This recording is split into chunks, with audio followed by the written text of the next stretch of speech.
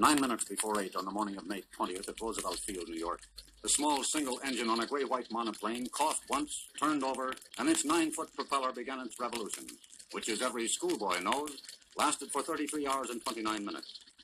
Will Rogers' column of that day said, "No attempt at humor today.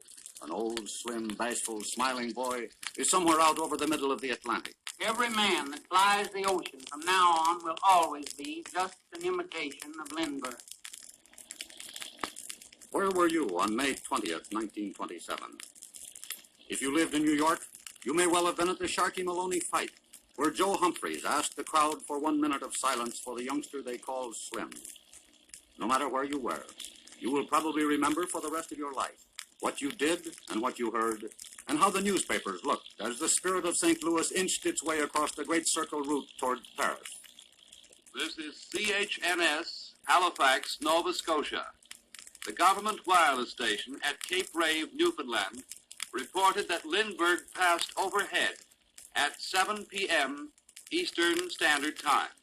The weather is reported as poor. This is WJZ, New York. George Hicks reporting. As Saturday dawned over the vast Atlantic, the Lindbergh plane is unreported since passing Newfoundland early last night. This is Station 2RN Dublin calling. The American flyer Lindbergh passed over Dingle low altitude at 1:30 this afternoon. Ici Radio Paris. Un bateau pêcheur près de Cherbourg vient de nous informer que l'aéroplane de Lindbergh est arrivé à la côte de France à 3 heures de distance de Paris.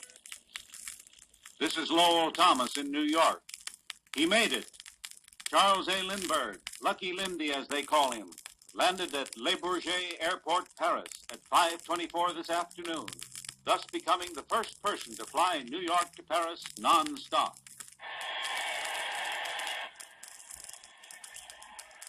At Le Bourget, crowds lifted the slender, shy Midwesterner on their shoulders. Americans heard the news and went wild. It was Armistice Day, New Year's Eve, and a World Series no-hitter, all rolled into one combustible hour. In New York Harbor, every ship loaned its whistle to the celebration. In Boston, Des Moines, and San Francisco, fire engines joined the mass hysteria. In an era of cynicism, the world had a hero.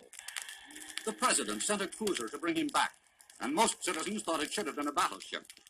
They made him a colonel, and just about every city in North and South America offered him their cities and their hearts. Officially, the highest honor in America is being received at the White House. In the 20s, however, Welcome Mat USA was located down at the narrow part of Manhattan, where on the steps of the City Hall, a dapper fellow named Walker reigned supreme. Colonel Lindbergh, New York is yours.